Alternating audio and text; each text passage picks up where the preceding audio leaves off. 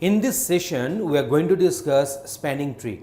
How to get a spanning tree from a graph and what is a spanning tree actually. So now here is the definition of spanning tree. Let G be a graph which consists of V, capital V, that means set of vertices, and we are having the set of edges in capital E, be a connected undirected graph. So this is a connected graph and undirected graph. A spanning tree of G is a, you can define the spanning tree in two different ways.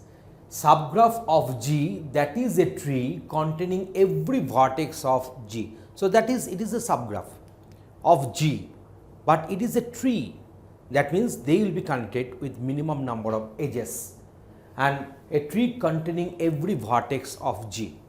It can be defined in this way also. It is a connected graph on V with a minimum number of edges. We know that if it is a connected graph with minimum number of edges, we know that if we are having n number of nodes, there is a size of V, let it be n, we require always n minus 1 number of edges to connect them.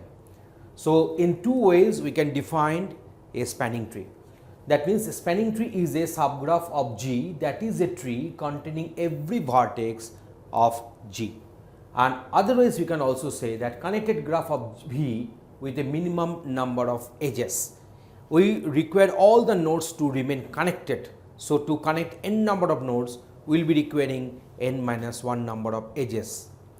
So this is a graph which is connected and undirected graph, and these are the one of the examples, some of the examples of the spanning trees. You see all the nodes are there, 1, 2, 3, 4, all the nodes are there and they are connected, and all these nodes are connected by 3 edges because 4 minus 1 is equal to 3.